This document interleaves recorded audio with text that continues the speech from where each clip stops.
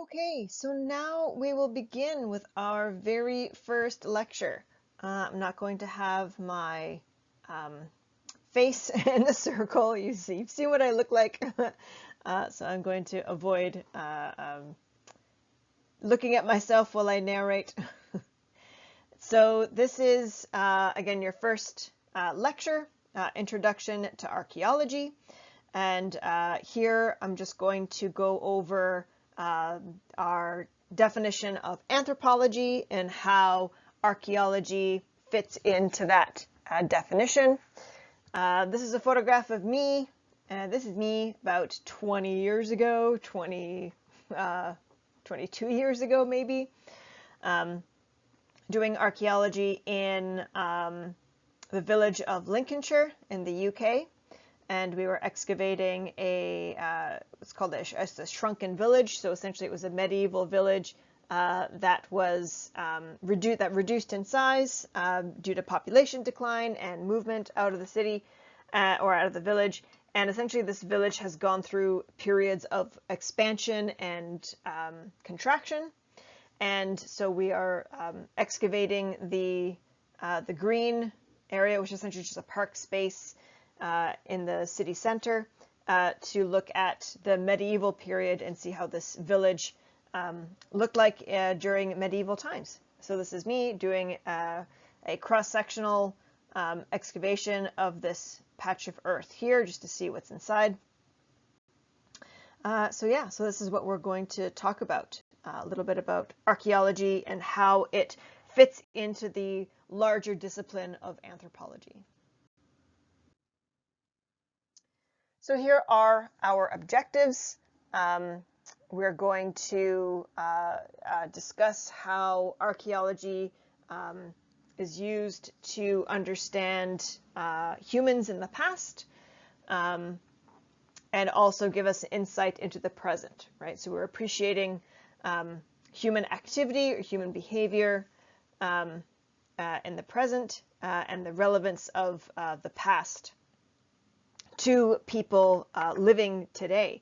And we'll talk a little bit about that, how that fits in, and we'll talk a little bit about, again, defining anthropology and subfields of anthropology and also subfields of archaeology as well. So why is the past important for those of us living today? Well, essentially, there's evidence of the past all around us, right? When we move through cities, when we move through towns and places, if we look hard enough, we can see traces of the past in buildings, in the street beneath our feet, in how the landscape has been modified, in things like this image here, which is a painting, a rock painting. We are surrounded essentially by a time period that we may or may not have been alive in. And this is particularly relevant when doing the acknowledgements that I did at the beginning of the course introduction.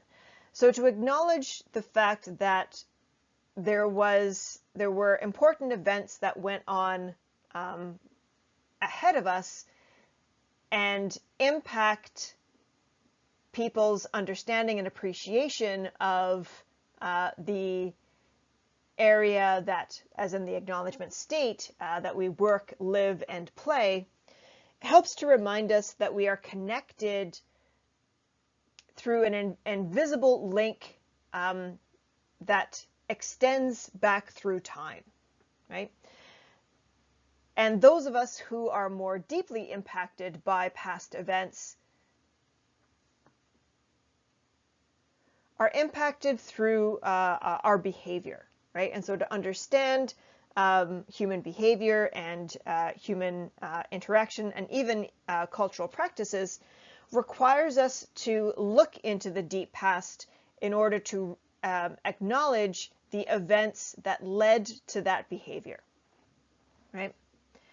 So the past is all around us. The past is also represented in the present, either physically by those old buildings or old markings in the landscape or old images in rocks and paintings and whatnot. But also the past is represented in the present through human behavior, right?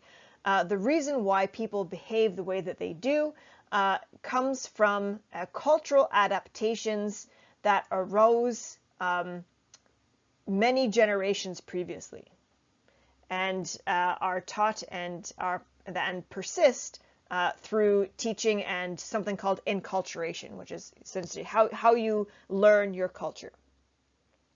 So the past is represented in the present physically by objects, by old objects and ancient material, but also in human behavior.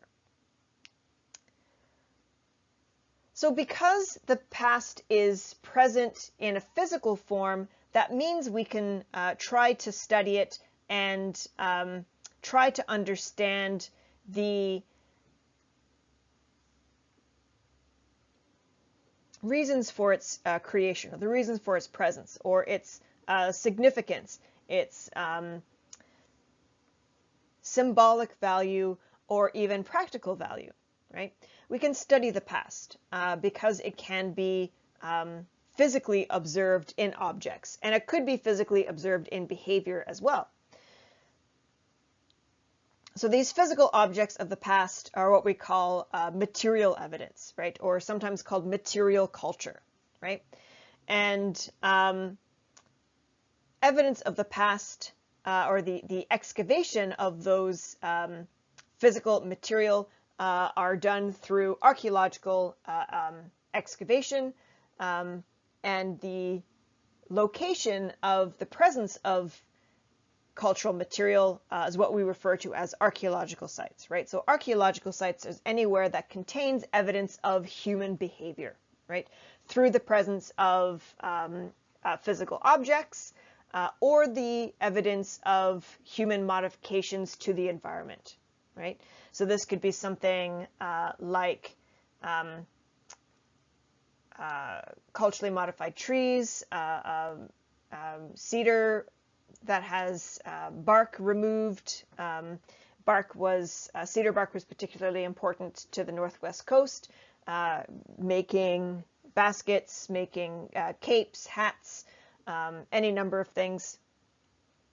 And we can still see trees, old cedar trees that have healed scars where bark has been removed. Removing the bark doesn't damage the tree, it doesn't hurt it, so the tree will still live, but it's kind of like, getting a cut on your skin. It will attempt to heal itself by filling in the area where the bark has been removed with new bark, right? And that is what we mean by evidence of past human behavior. Somebody had to have done that. That is a human-caused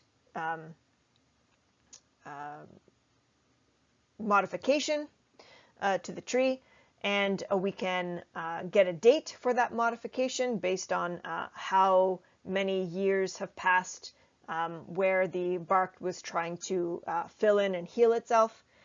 And these are sources of data that archaeologists could use to answer questions about human behavior.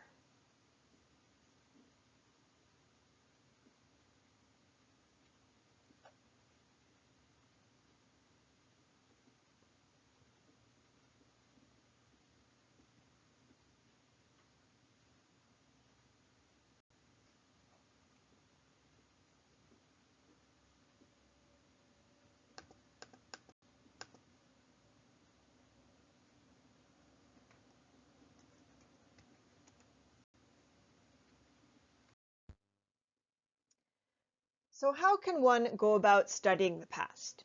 Well, there are two different methods. Essentially, these two methods are separated by how far back you can go in time, right?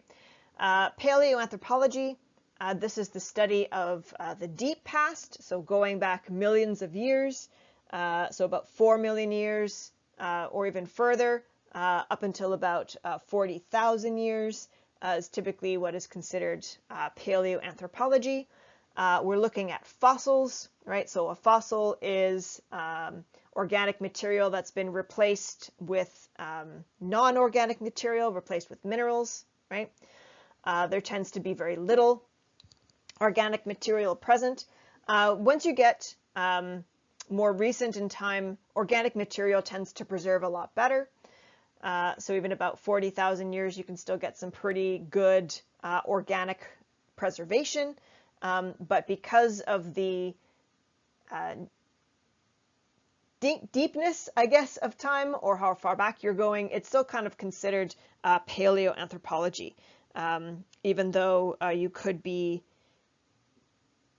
recovering organic material with some fairly good preservation. Archaeology tends to focus specifically on archaeological sites that were left behind by our own species, right, by Homo sapiens. Paleoanthropologists tend to study alternate hominin species, and we'll talk about what a hominin is a little bit later. So a hominin, well, I'll just define it now. A hominin is any bipedal ape, right? Humans are apes. We're in the ape family. And hominins are any apes that walk on two legs, right? We can also include chimpanzees in the hominin family, but it tends to cover humans and our closest living relatives who are now extinct, right? There used to be lots of bipedal hominins moving around the landscape, even before Homo sapiens appeared, and even while Homo sapiens were on the landscape. We'll talk a little bit about that, but not too much. But paleoanthropology tends to focus on other species that can include humans, but additional hominin species. This is distinguished from archaeology, and archaeology generally explores Homo sapiens, right, our own species, and the material that humans have left behind. So we tend to get many more organic material, and can range from about, like I mentioned, about 40,000 years up to the present time. Up to about, there's a subdiscipline called historic archaeology, which looks at material from a few hundred years, right? I say some organic material because even in the present, there can be a loss of organic material if the archaeological preservation is not so good. So this would include soil that is very acidic. That's something that we face here on the Northwest Coast. The soil here is very acidic, and organic material tends not to preserve very well unless it's in an anaerobic environment, so an environment where oxygen does not penetrate the organic material. Oxygen is can be very harmful for preservation because the processes of decay requires oxygen to in order to function. So some organic material can be present. We'll talk about how sites preserve, so we'll talk about that next class, I believe. But yeah, archaeology looks at more recent material, 40,000 to a few hundred years ago, tends to focus on our own species, whereas paleoanthropology focuses on multiple different species and can extend back to about 4 million years ago, or even further, to about 40,000 years ago, give or take a couple of 100,000 years. certainly if we're looking at hominins who are not human, such as Neanderthals.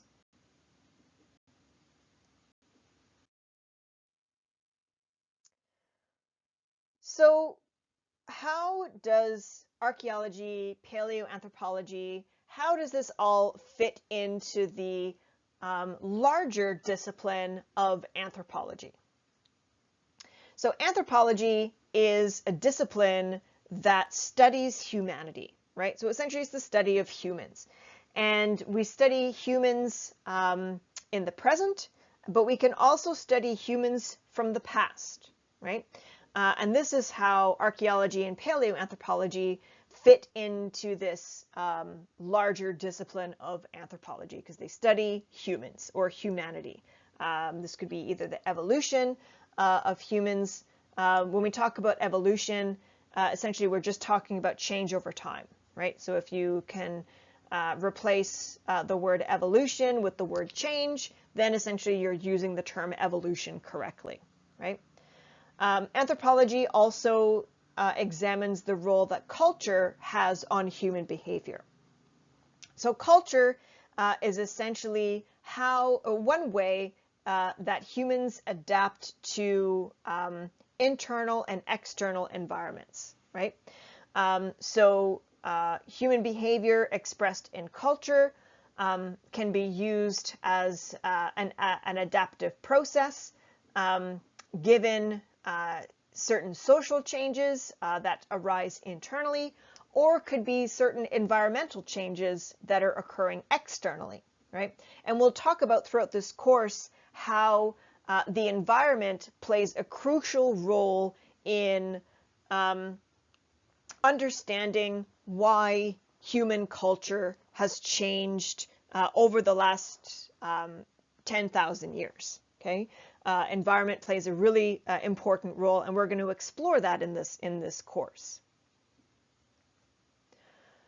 Anthropology also uses a holistic perspective, which means it's looking at several different aspects of human culture in order to understand human behavior better, or paint a clearer picture for the reasons for human behavior. So this means we can look at things like economy. How are humans organizing themselves in order to make money? We can look at things like religion. We can look at gender. We can look at things like cosmology, or how humans understand the world. We can look at family structures. We can look at political structures. We can look at health. We can look at, of course, environment. We can look at how humans are behaving in the present and compare that to, what changes do we see from the past. So we're looking at many different portals, essentially, to get an idea of how humans behave, how they interact with one another within their own society, how they interact with other people outside of their society, how our age groups interact with one another, and how do various genders interact with one another. So we look at the whole gamut, I guess, of human behavior and what people are doing in order to understand a culture better. Anthropology also uses a comparative approach. So essentially, we are going to compare what humans are doing maybe to another group, or maybe they want to compare what certain groups within the culture are doing to see if there are similarities and differences. We can look at the same culture but through different time periods. How did people of the past of that culture behave, and what has changed in the present, and vice versa. So we're always doing some kind of comparison to find differences, so and the reasons why these differences occur. But we can also use these comparisons to find similarities and to answer questions about why behaviors or what might be the reasons similar types of behaviors arise in communities. So a comparison gives us an indicator as to the why, right? Why do certain societies behave certain ways? Why do they behave differently? And what might be the causes for those similarities and differences? Anthropology also conducts some kind of field studies. Now, this is dependent on the subfield that we're talking about. Certainly there is a large lab component that occurs even in archaeology and a subfield of biological anthropology, but largely our understanding of humans and human behavior come from field work, right? So either going to remote locations or going into other countries or other areas to observe human behavior in one way or another, right? So we're conducting some kind of field work in order to obtain this data.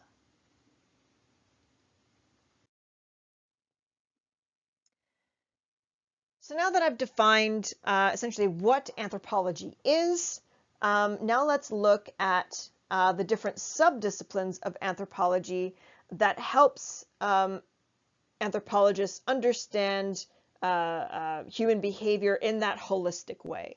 Okay, so some of the major subgroups include cultural anthropology, which I'll describe in a bit, linguistic anthropology, biological anthropology. This is essentially where I'm situated. I'm in this camp, right?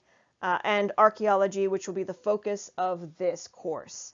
So actually, I'm probably, if you look at the red laser pointer, I'm kind of sort of at this end, so close to archaeology and close to biological anthropology, a little bit further away from cultural and linguistic anthropology.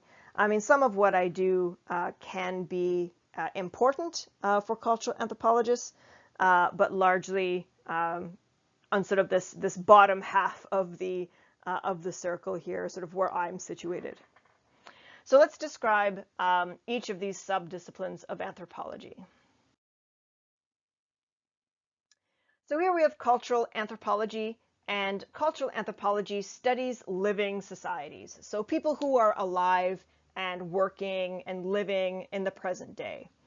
Cultural anthropology uses a practice called participant observation, where essentially the anthropologist will go to that community, live among that community, and physically observe what people are doing, right? They might document those behaviors in something called an ethnography. But essentially, the anthropologist is living and working and doing the activities of the people that they're studying. There's also a interesting subdiscipline of cultural anthropology, which straddles the gap between sociology and anthropology. So traditionally, sociology tends to research or tends to study one's own culture, right, or one's own society. And anthropology traditionally is looking at someone else, right, looking at a culture that you don't belong to, right?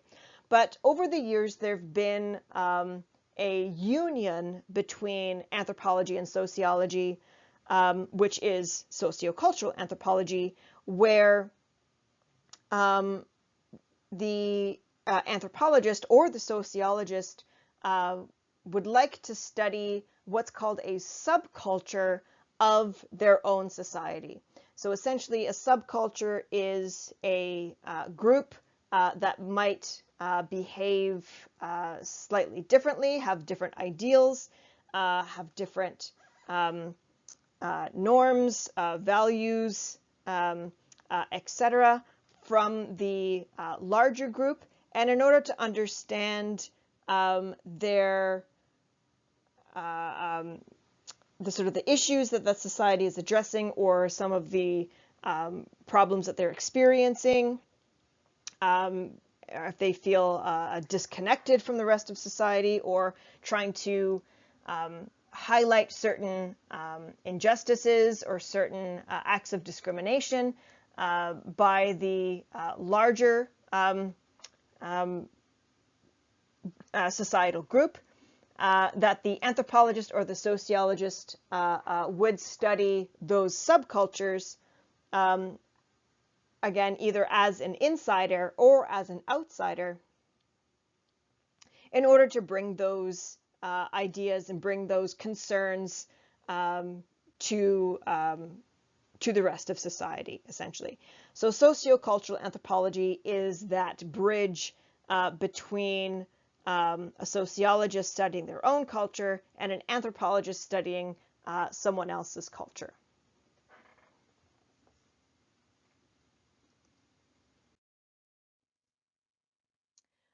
Another subdiscipline of anthropology is linguistic anthropology.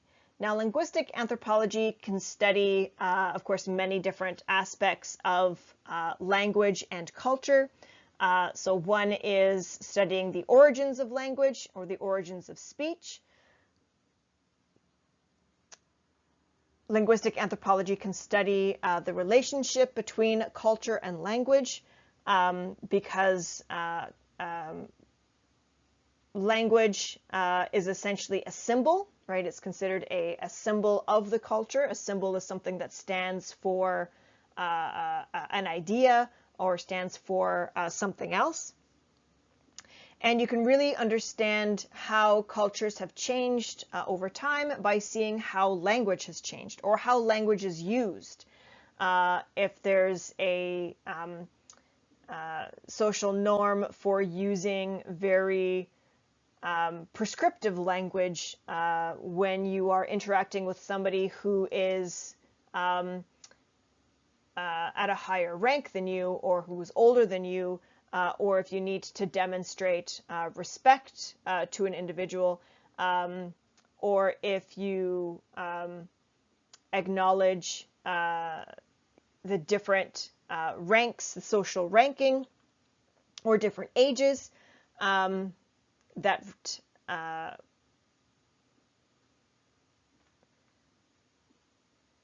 have an expectation of certain respectful behaviors.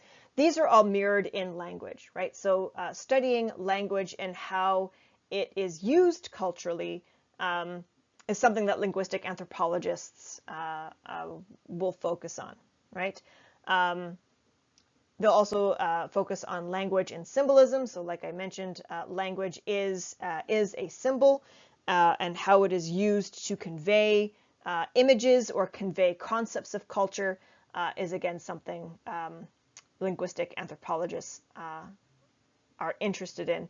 And also the history of language. Like I mentioned, languages change, and understanding how language has changed, or how you can trace the roots of language across the landscape as people have been moving around the landscape.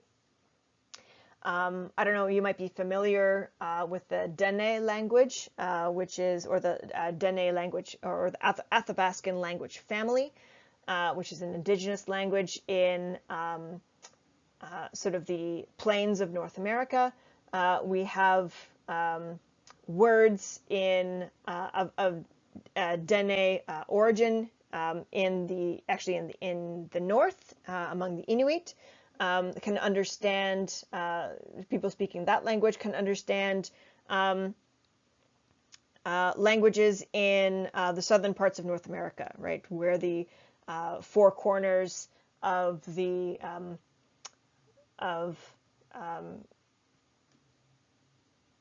New Mexico, Arizona, Colorado, and Utah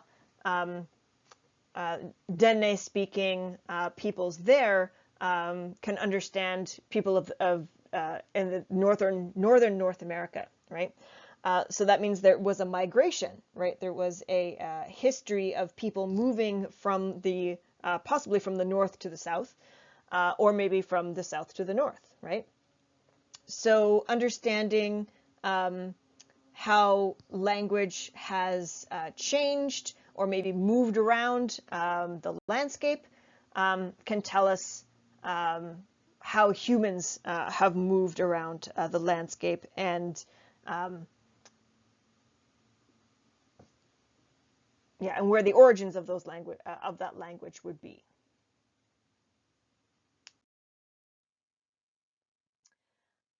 So a third subdiscipline that we'll talk about or introduce to you is biological anthropology. So biological anthropology looks at the human skeleton and studying the human form or human biology within an evolutionary framework. So that just means we're looking at how humans have changed over time, right?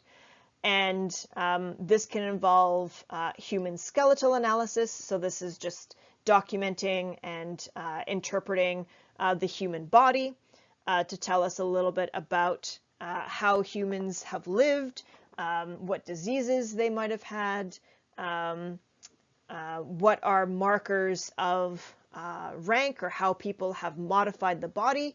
And that's what this image is giving you an example of. This is an image of cranial skull modification. And essentially when a baby is born, baby cranial bones are actually fairly pliable. You can shape them.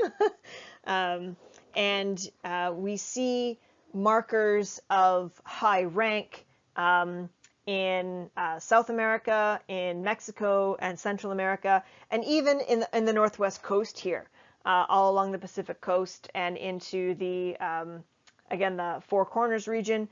We see this practice of cranial modification, where the parietal bones on the occipital have essentially been reformed using either planks or binding the skull to create this sort of elongated shape. And here we have a comparison with skulls that have not been modified, right? So this is sort of what you would expect to see in an unmodified crania, and these are modified crania. I don't know how many people watch shows like Ancient Aliens. These are not aliens. These are very much human. This is very much, I mean, it looks odd. It looks different than what we're used to because we don't do this anymore.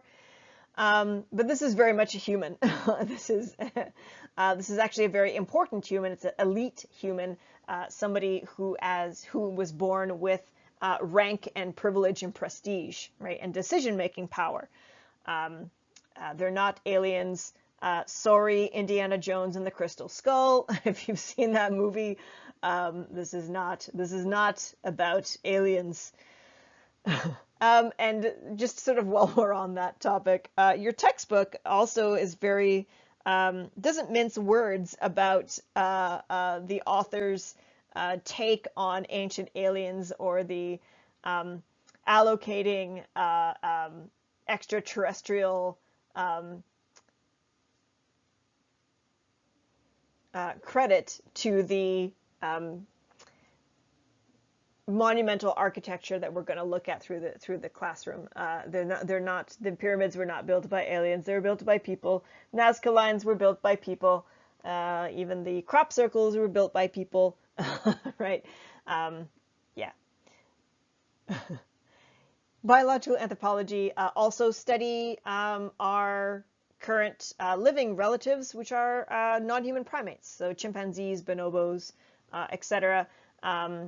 The behavior of these very social primates can tell us a lot about how early hominins likely organized themselves and likely behaved. So primate comparisons and the study of primatology is something that we see under this biological anthropology umbrella or subdiscipline as well. And there are many different subfields of biological anthropology. I'm not going to go through them because that's not what this course is about. What this course is about is archaeology. So we're going to talk about some of the subdisciplines of archaeology as well. So archaeology is the fourth subdiscipline of anthropology, and archaeology studies material culture, right? So the things left behind. In the Northwest Coast and in North American archaeology, we're tending to not call material culture artifacts. We used to call them that. We're trying to call them belongings, because essentially these used to belong to somebody, right? So it's like, somebody, calling your favorite articles in your room or keepsakes that are special to your family, calling them artifacts, right? It tends to be a little less personal, and there is a big push to try to remember that the past, certainly when you are from a descended from colonizers, right? Many archaeologists are descended from colonizers. There's many indigenous archaeologists, many more emerging now, who are studying their own belongings, and archaeologists are trying to put the humanity back into studying what people left behind, right? So essentially trying to remove that lack of personal connection that deep time tends to do, particularly when the archaeologists cannot trace their own ancestry to the material that they're studying, right? So archaeologists are again studying the materials that used to belong to humans, right? So belongings. Also artwork, works of art, architecture. These archaeologists will also study how humans have modified the landscape using geological studies. So this is this image here is a hand axe. We're going to be talking about hand axes and other stone tools throughout this course, right? So this is an example of right, that material culture. Somebody made this and used this, so this is evidence of human behavior, right? Also, like I mentioned, humans are modifying the landscape. We are creating fires, either large fires for Swidden agriculture, or small fires like hearths, so that we can cook, right, or warm our homes. And humans would have been interacting and doing work around hearths, and there's evidence of human behavior both in and around these type of structures. So this is a hearth structure with a ring of stones, right, where you can see the soil has been burned and modified. This is somebody's trowel. The tool of the archaeologist. Generally, the trowel is pointing northward. That's sort of what archaeologists will do if they don't have a north arrow, to sort of indicate the orientation of certain features. A feature, I'll define it again, but I'll just give you the definition now. A feature is something that you can't take away from an archaeological site. You can't remove it. An artifact you can remove, right? Or belonging you can remove. Feature you can't remove, right? So similarly with artworks, right? With paintings, you can't remove them from their site or from their location, right? So this is a really interesting image here. This is a hand, but there's something going on with the fingers, right? The fingers are not what you would expect an open hand to be. Usually I will ask people to give me your interpretation of what you think is going on here. But essentially, the archaeologist doesn't know, right? We don't know what the symbol is being represented here.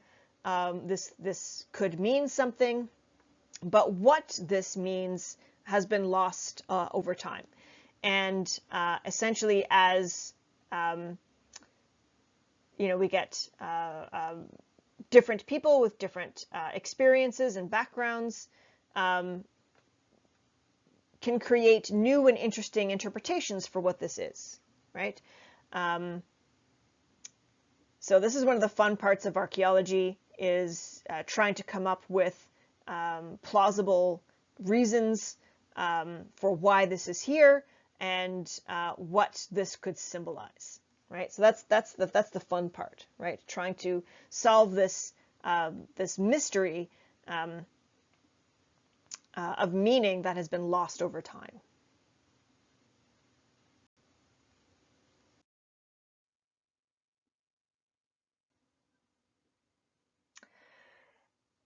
Anthropology is very diverse, like we've just been exploring with the many subdisciplines. But some of you might be wondering, well, how can anthropology benefit me in my everyday life? Or how can I successfully translate this course into possible jobs? Or what jobs are out there for me that don't necessarily involve me leaving to do field work or to do an archaeological excavation very far away. Anthropology has, and archaeology as well, has many applications locally, and they can be used to answer everyday concerns for people in the present, right? Because the present is often undergoing changes, such as development,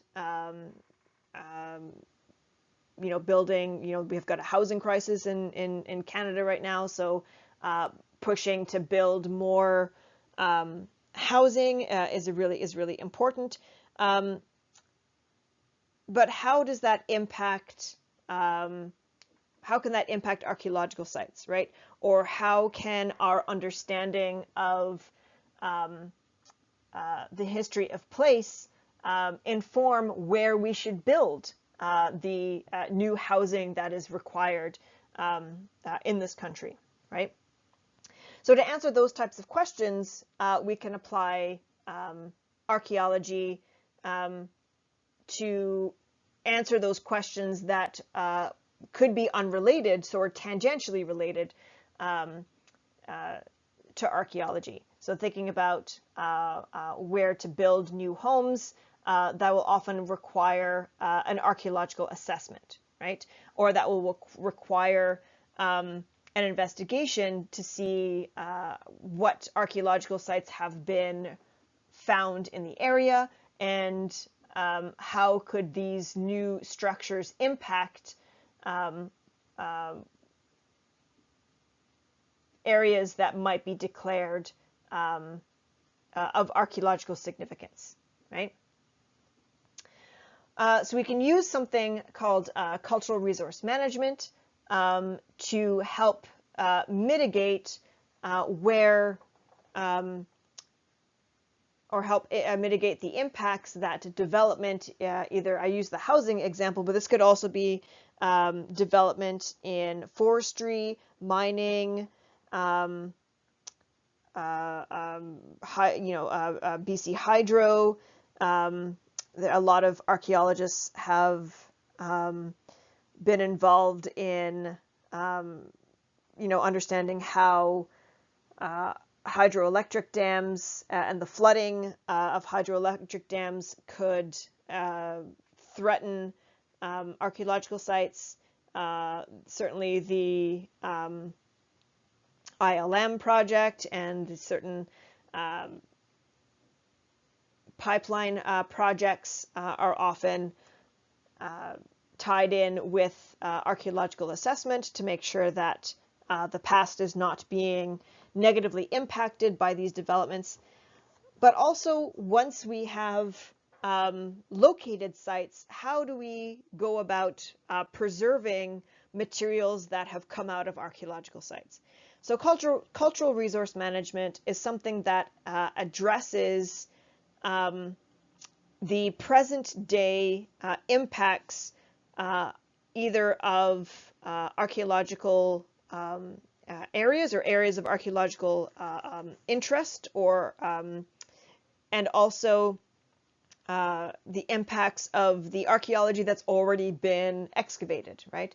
How can we preserve the past, and how is that, how are those belongings properly cared for?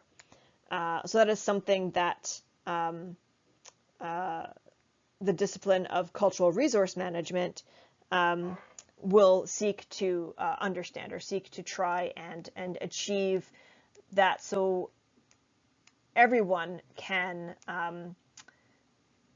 benefit or learn from or appreciate the past that the landscape is yielding, right? Either through preservation of archaeological sites that haven't been excavated, and the preservation of belongings that have already come out of archaeological areas. Cultural resource management also works very closely with Indigenous groups. Oftentimes, Indigenous communities will lead cultural resource management projects, because essentially the decisions on what happens to the belongings should come from the people that those belong to, right? I can't really say it any other way.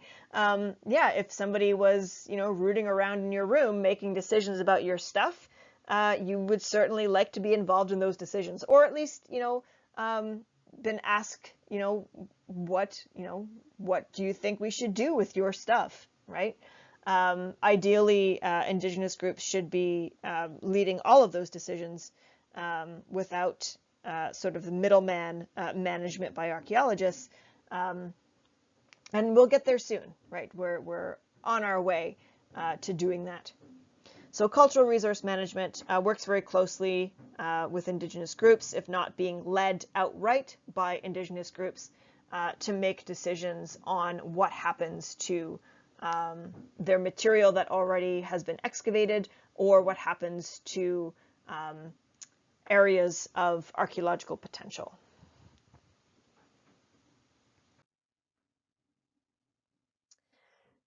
So because archaeologists are essentially digging through the dirt, there needs to be an understanding of geology, right? And archaeologists use principles of geology to understand how the ravages of time have impacted archaeological sites, and we're going to go through those in this course.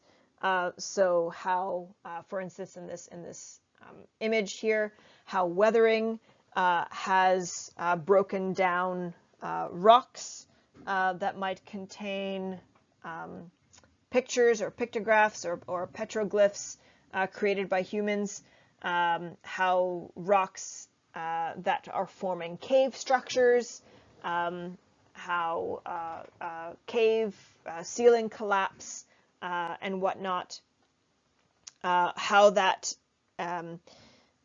impacts our interpretation of these archaeological sites. So we need to understand processes of weathering, processes of erosion, sediment deposition.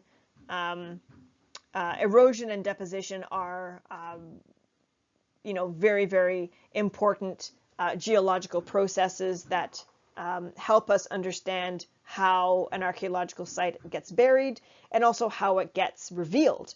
And we'll talk about that next class, I believe, right? So understanding the principles of geology is very important for interpreting archaeological sites, and also important for understanding which geological layers are naturally formed and which geological layers might be human formed, right? And distinguishing between those two.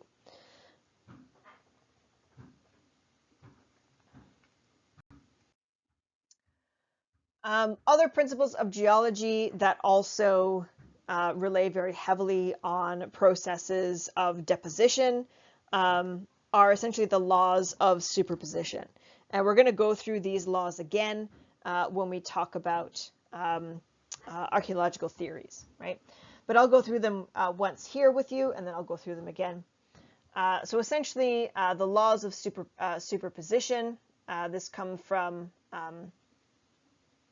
Italian geologist Steno, first says that the oldest layers are at the bottom and the youngest layers are at the top. So essentially, as you move through time, time will essentially add new layers of soil through these processes of deposition, right? And so the oldest layers are at the bottom, and the youngest, more recently deposited soil layers are at the top. Steno's laws will also say that when sediments are deposited in an area, they are always deposited flat because of gravitational forces. These sediments will deposit flat initially. They can be reoriented, but again, they are reoriented after they've been deposited due to other geological forces like tectonic uplift, right?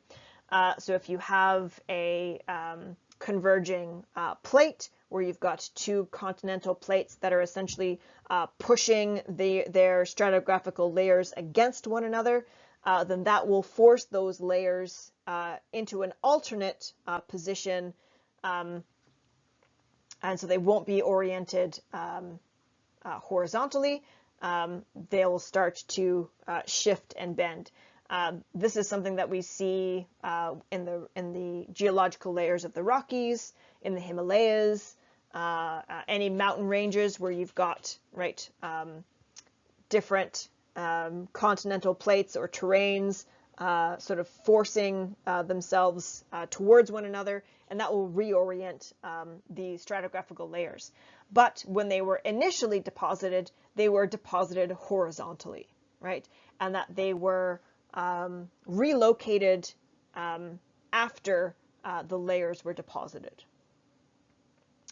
So this is referred to as the laws of horizontality, right? The sedimentary layers are deposited flat first, and if they are reoriented, they're reoriented after these layers were deposited.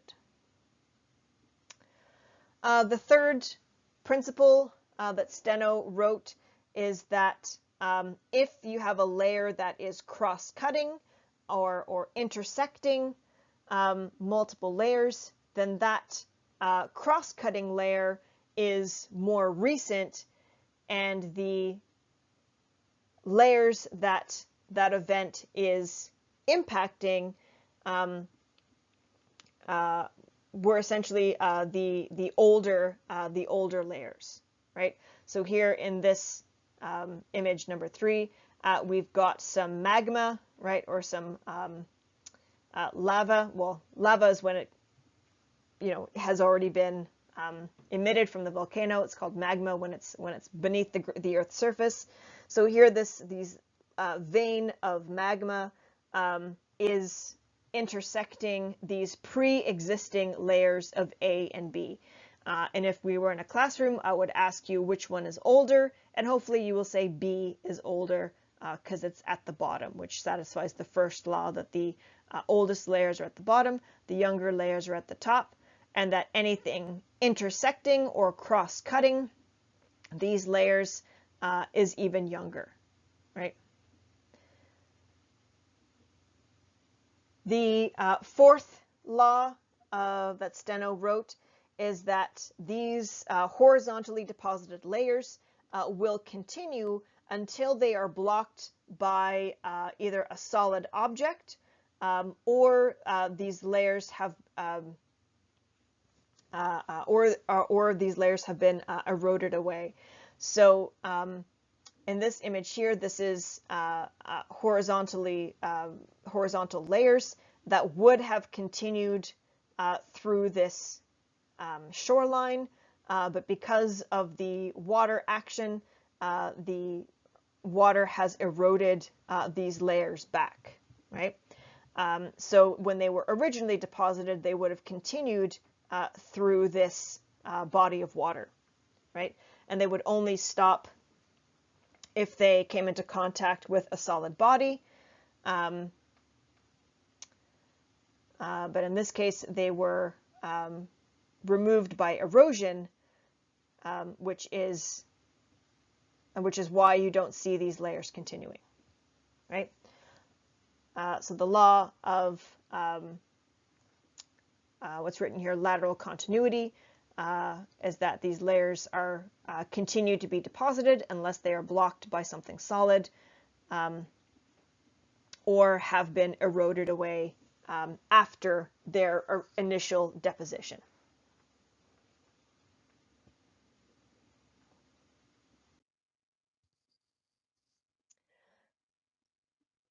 So here is a image of rocks that have been eroded, right? There's a shoreline, right? An older shoreline that has eroded away these stratigraphic layers, revealing their horizontal deposition for archaeologists to investigate, right? So a subdiscipline of archaeology called geoarchaeology will use these geological analyses to interpret archaeological sites. So essentially they'll interpret these stratigraphic layers to see when certain lenses, maybe like this, looks like an oxidized layer here, to see if that particular layer continues somewhere else, and if they can connect different areas based on similar geological layers. So this could be also used for dating purposes, right? Geoarchaeology can also look at stone tools and try to see if there's a common quarry, or if these stone tools came from the same mountain range, or even from the same mountain based on their chemical composition. They'll also study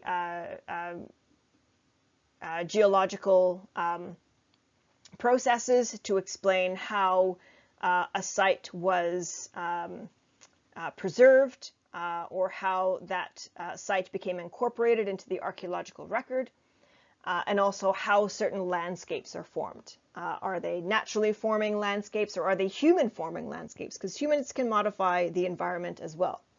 So the geoarchaeologist will interpret the land, essentially interpret the layers of stratigraphy to answer certain questions about what is naturally forming, what is human forming. Can we link certain landscapes based on the similar types of inclusions that we see in the land?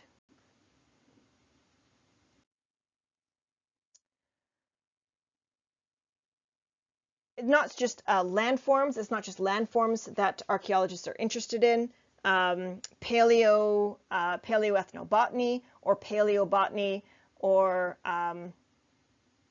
palynology studies fossilized or charred plant material, right? So plants can be naturally appearing or naturally grown, or they could be plants can be modified by humans, right?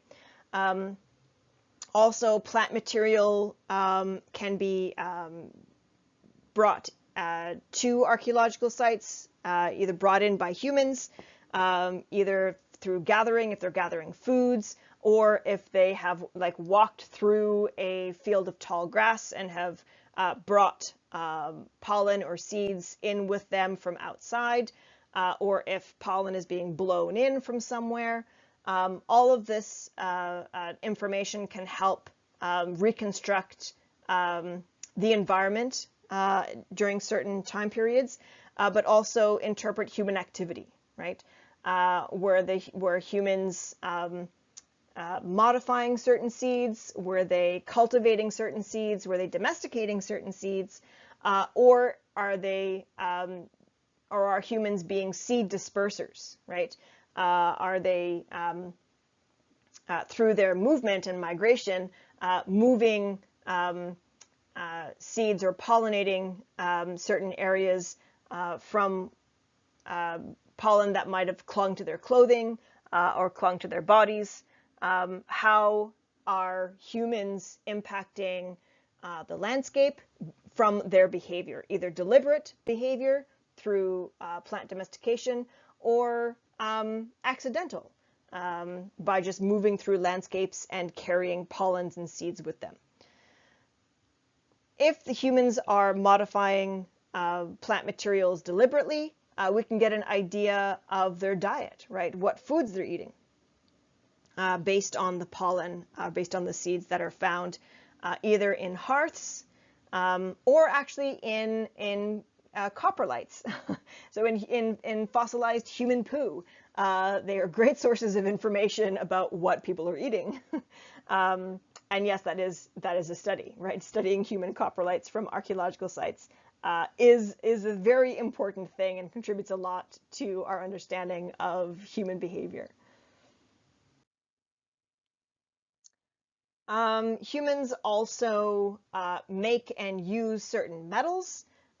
So archaeometallurgy is another subdiscipline of archaeology, right? So how has minerals like silver, gold, bronze, which is actually bronze is a composite material, and iron, how are they being used by humans? How are they being traded? What trade networks are around these materials? How are they using these materials,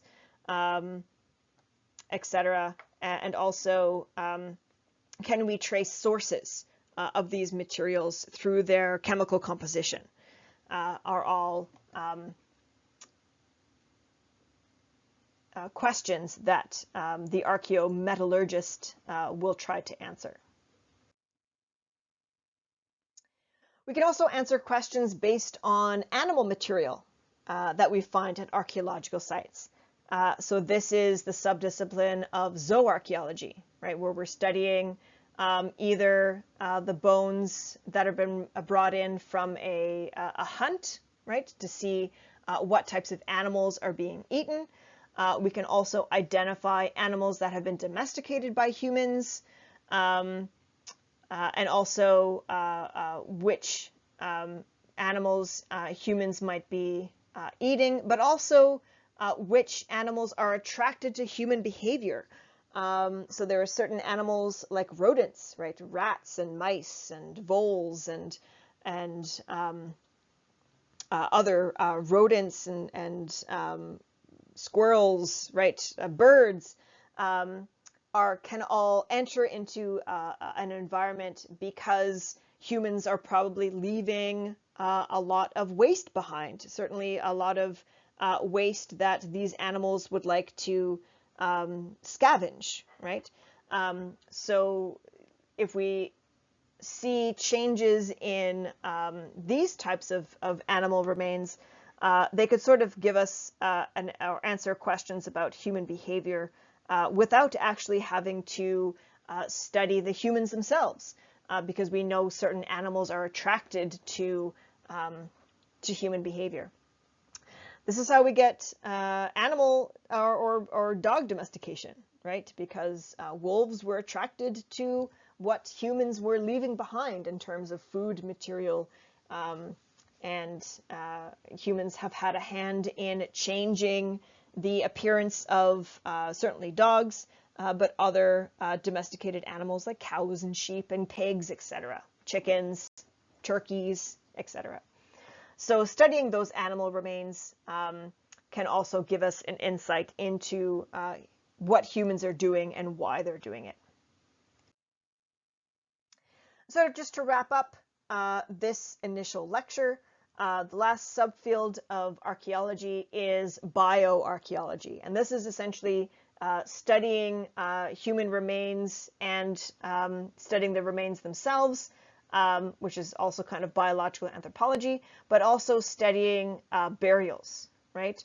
So this is a reconstruction of a Viking burial, and it's used the, again, plant remains that were found with the burial to reconstruct what foods were deposited in this burial, what weapons and textiles here, how the individual was dressed, and what grave inclusions would have been provided this individual upon her death. And this information is all obtained through these other subfields that we were talking about. So looking at paleobotanical remains to tell us what types of fibers are present, what types of foods are present, what material their clothes would have been made of, what material was the individual laying on, or was she wrapped in anything. So using all of these subfields together can tell us a lot about what humans are doing and why they're doing it. So bioarchaeology is also specifically trying to recreate demographic information from archaeological sites. So how did they, what foods were they eating? Were they relatively healthy? How long did they live? Were they suffering from any pathologies? What are the reasons for this individual's death that we can see? Is it through traumatic injury, or is it through nutritional deficiencies? Any certain diseases that leave marks on the bone? Not all diseases leave marks on bone, so sometimes that can be difficult. Or whether or not they just died of old age, right? If their bones are particularly old looking. So many different subfields of archaeology. There's lots of things you can do with this type of discipline. And so for next class, we will be looking at the history of archaeology and archaeological thought, and also talking about what we mean by the archaeological record. And next lecture will be in person, so please come to class. This is the only lecture that's been being recorded. Everything else is going to be in person and in the classroom. So thanks very much for watching this video, and we'll see you next week in the flesh.